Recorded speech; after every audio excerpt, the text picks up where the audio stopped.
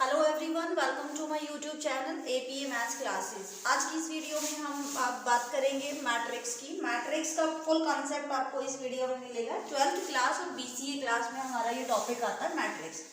तो सबसे पहले अगर हम बात करें मैट्रिक्स होता क्या है, क्या इसकी डेफिनेशन है, किस तरह से हम मैट्रिक्स को डिफाइन करेंगे, उसके बाद हम बात करेंगे टाइप्स ऑफ मैट्रिक्स की, फिर हम बात करेंगे addition, subtraction, multiplication, full concept matrix का हम यहाँ इस वीडियो में बात करेंगे। चलिए स्टार्ट करते हैं वीडियो। मैट्रिक्स की डेफिनेशन की अगर हम बात करें कि मैट्रिक्स होता क्या है, एक्चुअली मैट्रिक्स जो होता है आपके पास m इंटू n नंबर्स का या किसी भी नंबर्स का एक अरेंजमेंट है जो कि एक रेक्टेंगुलर एरे में हम लिख सकते हैं। ठीक है, तो किन्हीं भी नंबर्स को अगर हम रेक्टेंगुलर एरे से क्या मतलब है, यहाँ पर अगर आप किन्हीं भी नंबर्स को अरेंज कर पाए किस तरह से, रो वाइज और कॉलम वाइज, किसी भी डेटा को अगर आप कुछ इस तरह से लिख पाए रो वाइज और कॉलम वाइज। सपोज मैंने यहाँ लिखा A11, A12 up to Son A1n, ऐसे ही A21, A22 up to Son A2n, है ना। और यहाँ पर मैंने लिखा AM1, AM2 और अप टू सोन AMN।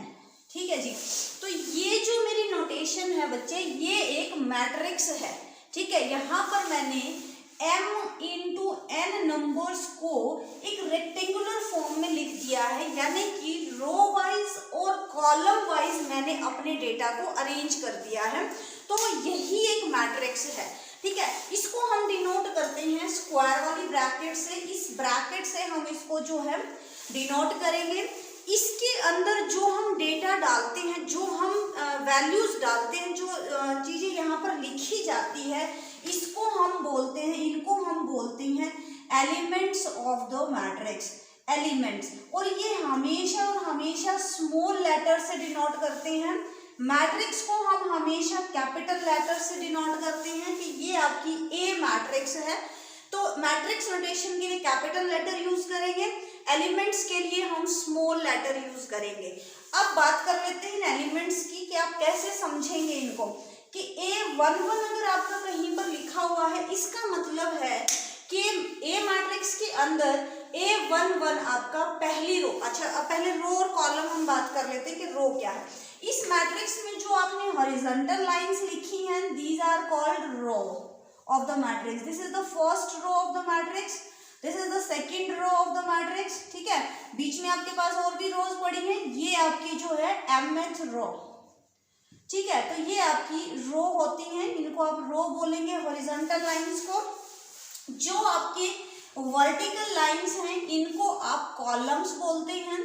ठीक है ना, first column, second column, this is the first column, second column, third column. Vertical lines को आपने कॉलम बोलना है, हॉरिजॉन्टल लाइंस आपकी रोज होती हैं। Number of rose, number of columns की हम बात करेंगे अभी। तो ये जो A11 है बच्चे, इसका क्या मतलब है कि पहली रो में पहला एलिमेंट। A12 का मतलब है पहली रो दूसरा कॉलम वाला एलिमेंट, पहली रो दूसरा कॉलम, या पहली रो में पहला दूसरा एलिमेंट। ठीक है, फर्स्ट रो सेकंड कॉलम की जो पोजीशन है that is denoted by A12। A1n की अगर हमने बात करी, A1n, इसका मतलब पहली रो में nth एलिमेंट है। ये पहली रो में आपने nth पोजीशन पे जाना है, तो वहां पर ये एलिमेंट आपको मिलेगा। ऐसे ही A21 सेकेंड रो पहला first element, second row first column, A22 second row second column, A2n second row nth column. इस तरह से आप इनकी पोजीशन पता कर सकते हैं। ठीक है, कौन सा एलिमेंट कहाँ पर है, ऐसे हम डिनोट करते हैं मैट्रिक्स में। अब हमारे पास आता है कि किसी भी मैट्रिक्स के ऑर्डर से हमारा क्या मतलब है ना। तो ऑर्डर की अगर हम बात करें, यहाँ पर हमने इस मैट्रिक्स का अगर मैं ऑर्डर लिखूं यहाँ पर, तो जो ऑर्डर होता है वो होता है नंबर ऑफ रोज, और इसको आप मल्टीप्लाई साइन से डिनोट करते हैं, और ये आपका नंबर ऑफ कॉलम। लेकिन इसको रीड कैसे करते हैं हम, m/n। ठीक है, साइन ये मल्टीप्लिकेशन का है, लेकिन इसको हम रीड करेंगे m/n ऑर्डर की ये मैट्रिक्स है हमारी, है ना। m/n ऑर्डर की मैट्रिक्स है। 2/2 ऑर्डर की मैट्रिक्स हो सकती है, सपोज 2 1 0 -1, ये मैट्रिक्स मैंने लिखी। इसमें रोज कितनी है आपकी, नंबर ऑफ रोज कितने हैं 2, नंबर ऑफ कॉलम्स की बात करें तो कितने हैं 2।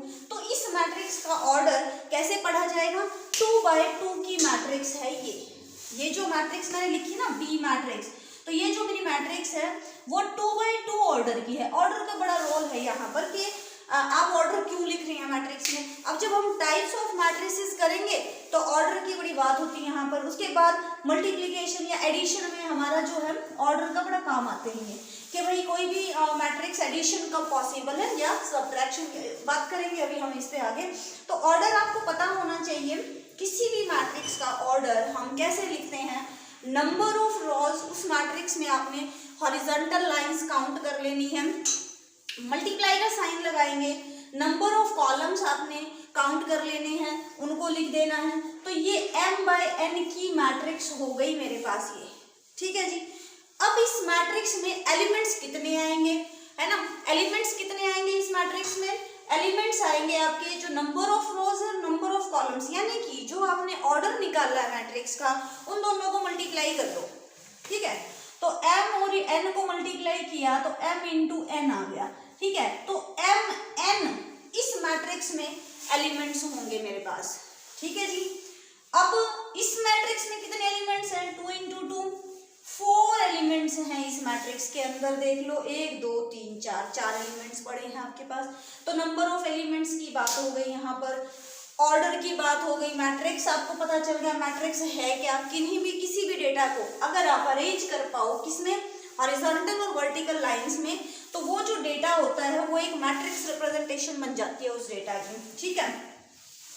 अब हम आगे बढ़ते हैं थोड़ा सा और टाइप्स ऑफ मैट्रिसेस करते हैं, ठीक है जी। टाइप्स ऑफ मैट्रिसेस,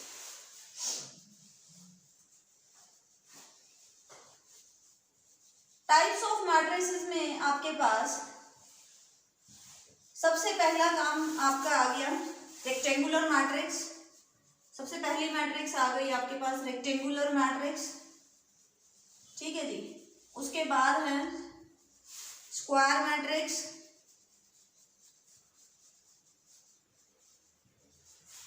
ठीक है। उसके बाद आपके पास है रो मैट्रिक्स, कॉलम मैट्रिक्स,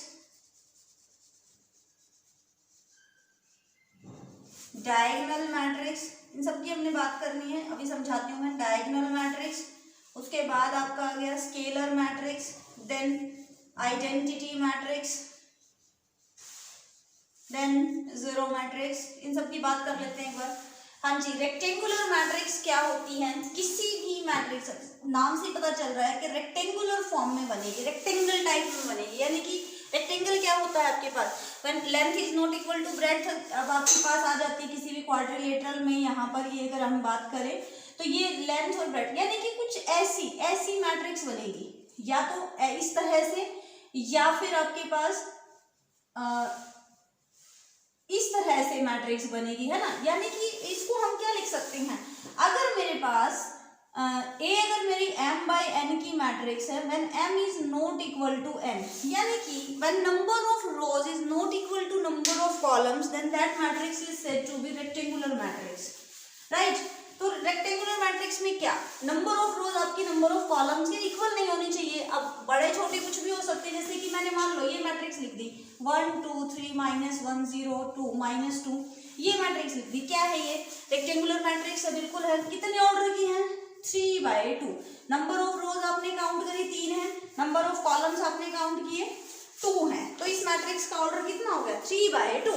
तो number of rows is not equal to number of columns, so it is rectangular matrix, ठीक है जी, बात समझ में आ गई। उसके बाद आता है स्क्वायर मैट्रिक्स, नाम से पता चलता है square matrix, number of rows is equal to number of columns, यानी कि कैसी मैट्रिक्स होंगी, 3/3 की मैट्रिक्स आ सकती है, 2/2 की मैट्रिक्स आ सकती है ना, 1/1 की मैट्रिक्स आ सकती है, 4/4 की, मींस m/m की मैट्रिक्स, m कुछ भी हो सकती है, m की वैल्यू यहाँ पर, है ना।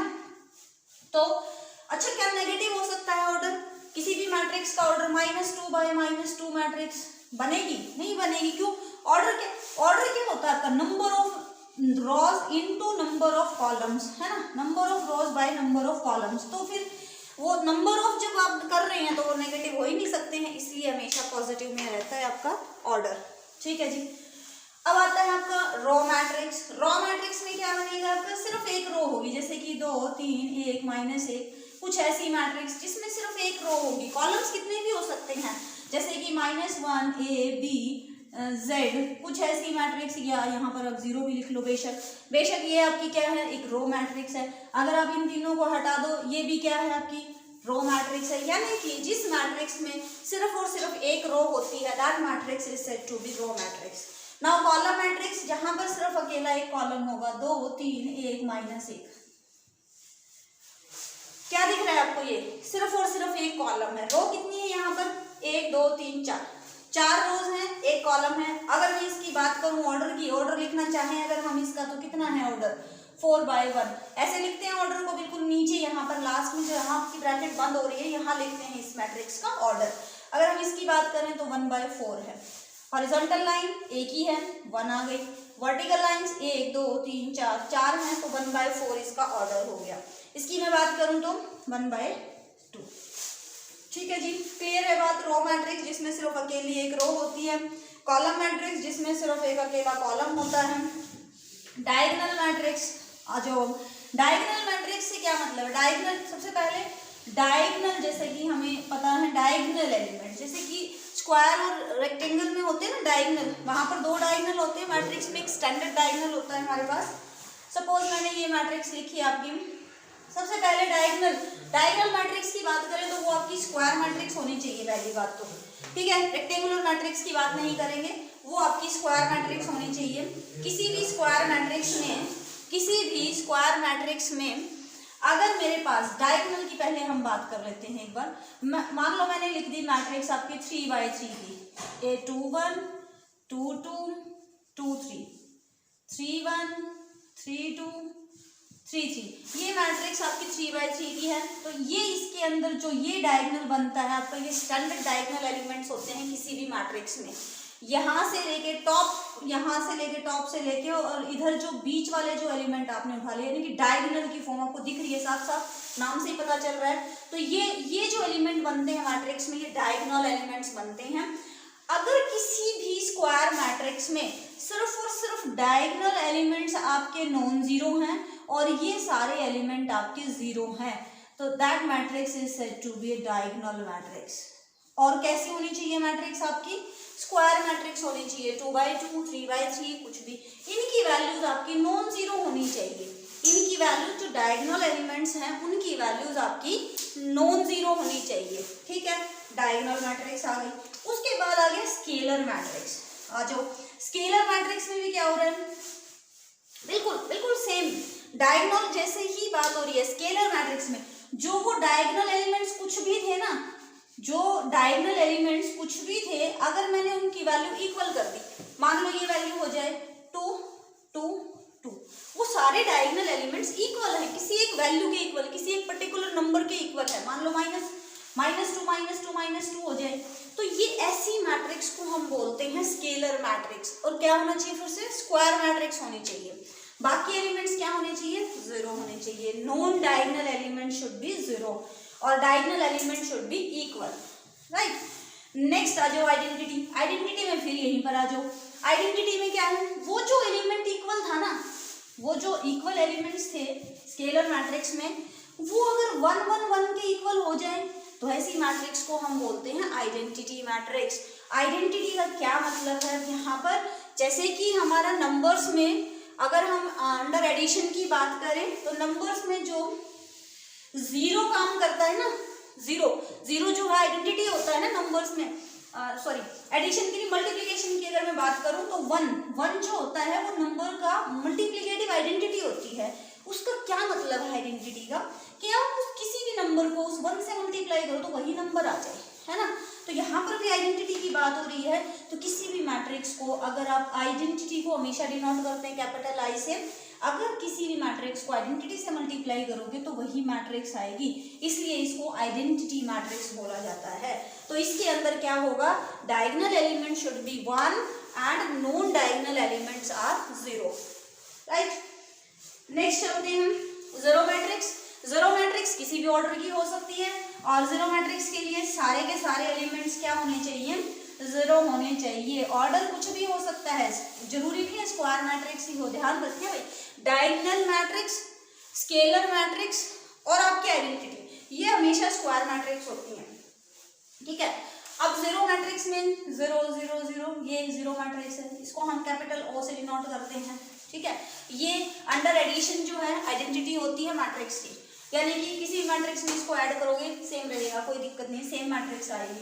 ये 3/3 की हो सकती है, 3/2 की हो सकती है, चलो 2/3 की लिख दी हमने, ये 2/3 की जीरो मैट्रिक्स है। ये जीरो मैट्रिक्स का कोई भी ऑर्डर हो सकता है, सारे एलिमेंट्स क्या होने चाहिए, जीरो, नाम से पता चल रहा है, ठीक है जी।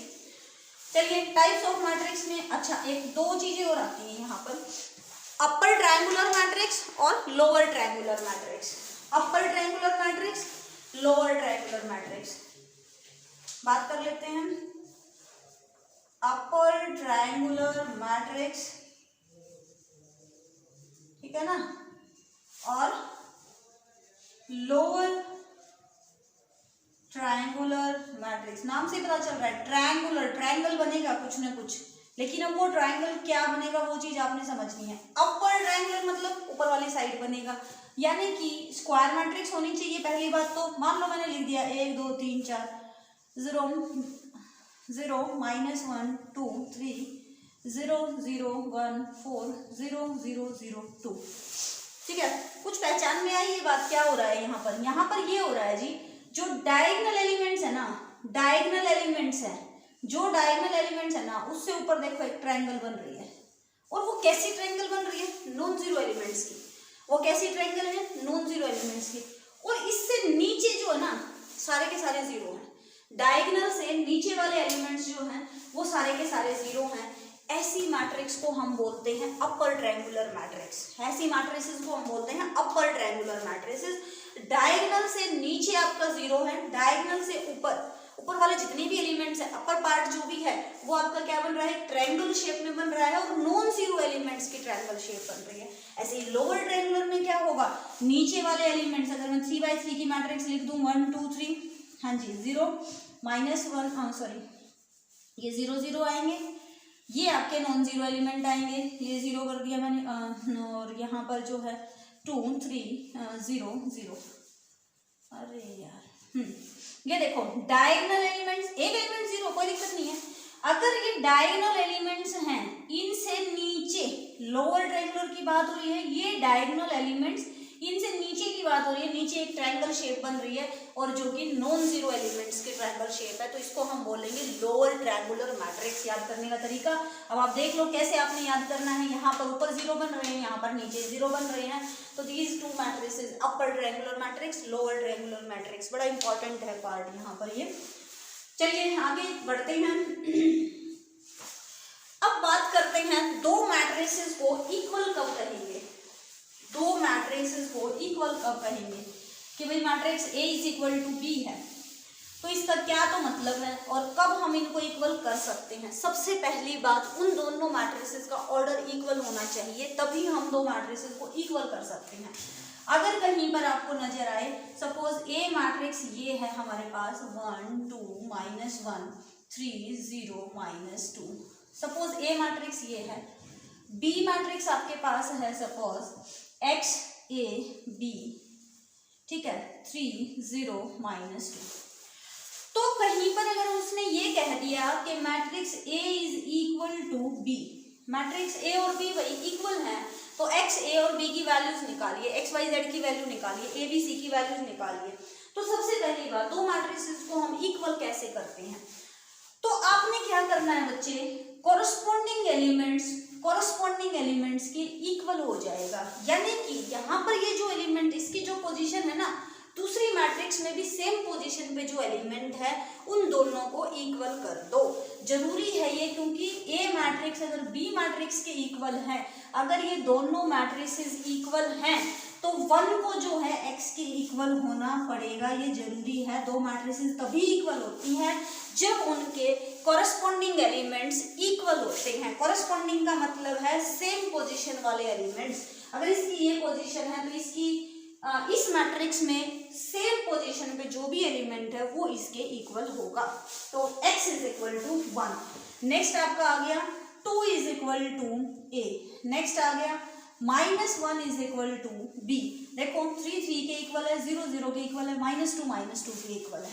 तो ये दो मैट्रिसेस।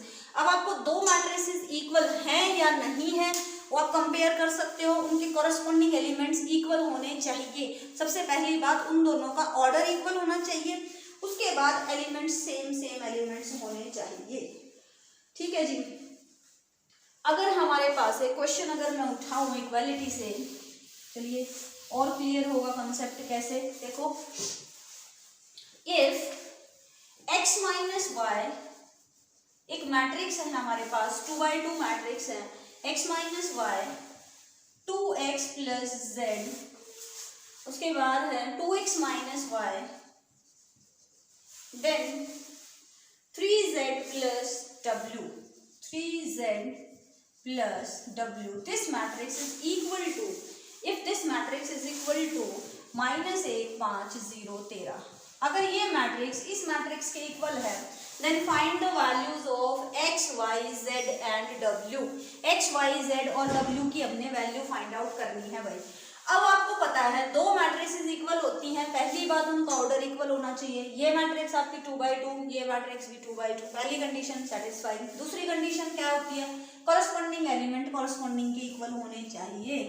तो x minus Y is equal to -1, 2x plus z is equal to 5, then 2x minus Y equal to 0।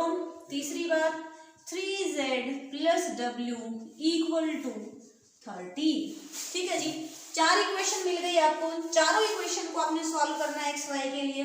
इन दोनों की अगर हम बात कर लें तो ये क्या आएगा आपके पास, x minus Y equal to -1, 2x minus Y equal to 0।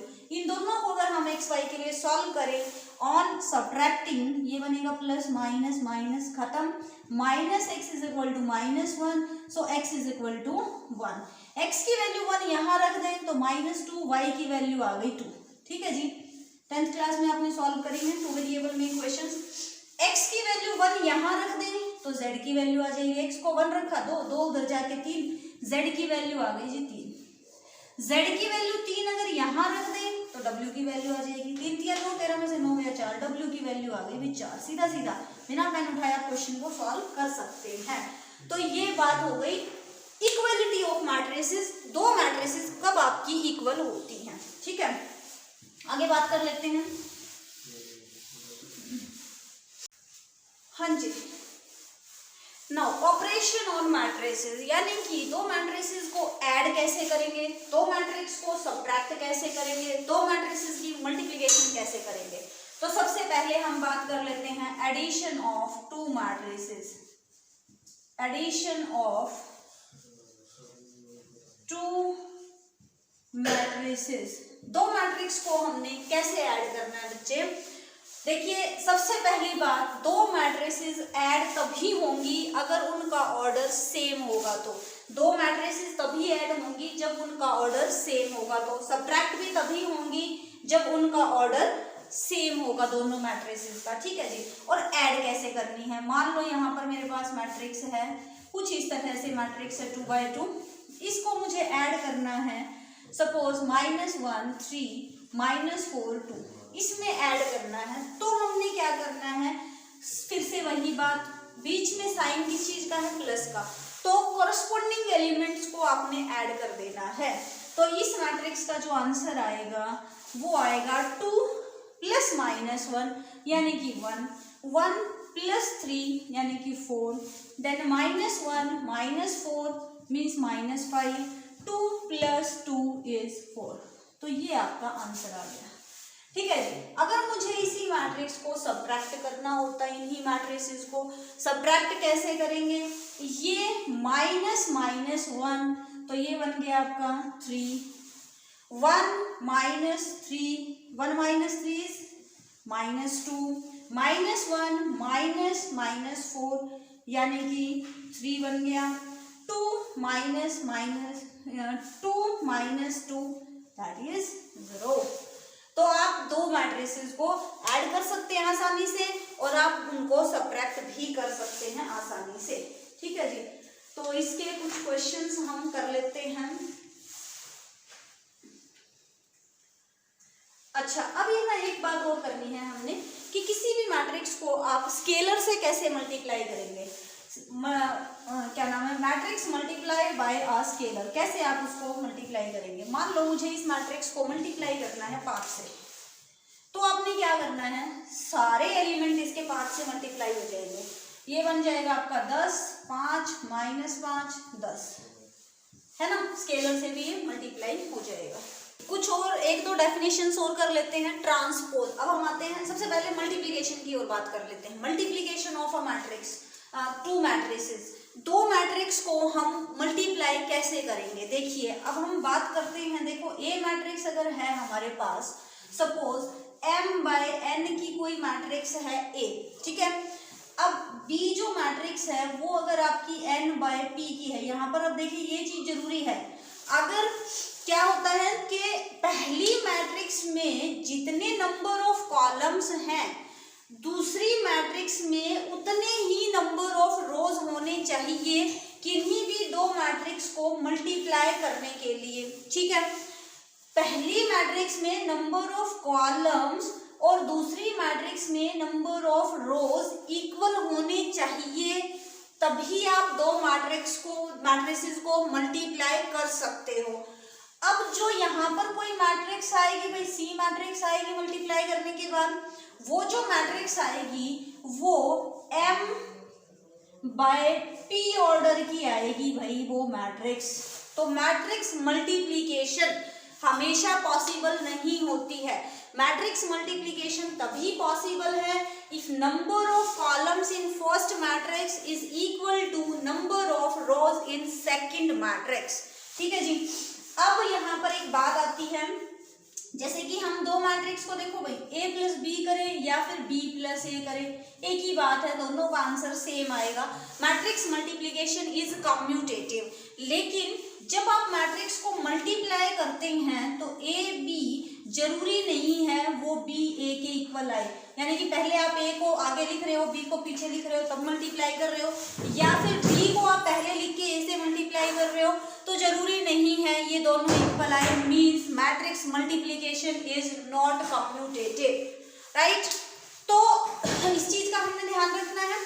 Matrix multiply करते टाइम हमें ऑर्डर का ध्यान रखना है। ऑर्डर कब पॉसिबल है मैट्रिक्स मल्टीप्लिकेशन, तभी हम उसको मल्टीप्लाई करेंगे। अब मल्टीप्लाई करेंगे तो कैसे करेंगे, अब देखिए दो मैट्रिक्स को हम कैसे मल्टीप्लाई करेंगे वो सीखते हैं। यहाँ पर सपोज मेरे पास ए कोई मैट्रिक्स है 1 2 0 -3 -1 2, सपोज ये कोई मैट्रिक्स है मेरे पास जिसका ऑर्डर है 3/2, ठीक है। तो अब जो दूसरी मैट्रिक्स में बी लिख रही हूँ वो लिख रही हूँ सपोज 1 2 3 4, सपोज मैंने यही लिखी है यहाँ पर, ये मैट्रिक्स है आपकी 2/2 की। तो मुझे निकालना है a इंटू बी, ठीक है जी। a इंटू बी जो मुझे निकालना है तो आप a का ऑर्डर देखेंगे और आप b का ऑर्डर देखेंगे। अब a का ऑर्डर आपने चेक किया वो आपके पास 3/2 मैट्रिक्स है, b जो मैट्रिक्स है दैट इज 2/2 मैट्रिक्स। तो आपने क्या चेक करना है कि number of columns in a matrix and number of rows in b matrix, if these two values are equal then only matrix multiplication is possible। तो अब मल्टीप्लाई करेंगे कैसे, देखो ये इक्वल है, नंबर ऑफ कॉलम्स इस मैट्रिक्स में 2 हैं, इस मैट्रिक्स में नंबर ऑफ रोज आपकी 2 हैं, तो ये मैट्रिक्स मल्टीप्लिकेशन पॉसिबल है। और आप करेंगे कैसे उसकी हमने बात करनी है।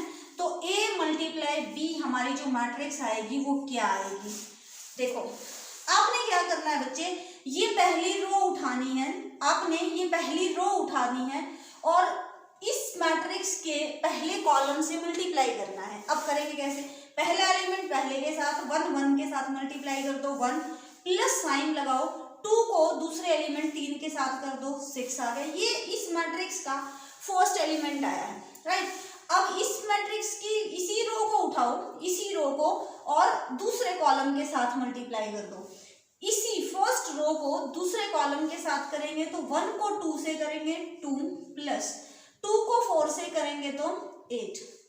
राइट स्टूडेंट्स, तो ये पहली रो उठानी है। बी मैट्रिक्स में जितने भी कॉलम्स हैं उन सब के साथ आप मल्टीप्लाई करेंगे तो आपके पास फर्स्ट रो मिलेगी मल्टीप्लिकेशन वाली मैट्रिक्स की, यानी कि अगर ये कोई सी मैट्रिक्स आ रही है तो। ठीक है, अब आपने क्या करना है, दूसरी रो उठाइए। दूसरी रो को इसके पहले कॉलम से करेंगे तो 0 -9 हो गया। ठीक है, तो 0 - 9 इज -9। अब दूसरी ही रो को उठाएंगे और इसके दूसरे कॉलम के साथ, तो 0 × 2 इज 0, -12, तो ये -12 आ गया। ठीक है, यहाँ के कॉलम खत्म सारे। अब तीसरी रो को उठाएंगे और इधर के हर कॉलम के साथ मल्टीप्लाई कर देंगे, तो -1 को 1 से किया तो -1, 2 को 3 से किया तो 6। ठीक है जी, फिर -1 को 2 से किया तो -2, 2 को 4 से किया तो +8। तो ये मैट्रिक्स एक्चुअल में बनी क्या आपके पास, 7 8 2 10, -9 -12, 6 में से गया 5 और 8 में से 2 गया 6। तो ये मैट्रिक्स आ गई। अब चेक करो इसका ऑर्डर कितना है। इसका ऑर्डर है जी 3 रो हैं आपके पास और 2 कॉलम है। सो दिस इज 3/2 मैट्रिक्स, और 3/2 मैट्रिक्स ही आपकी होनी चाहिए।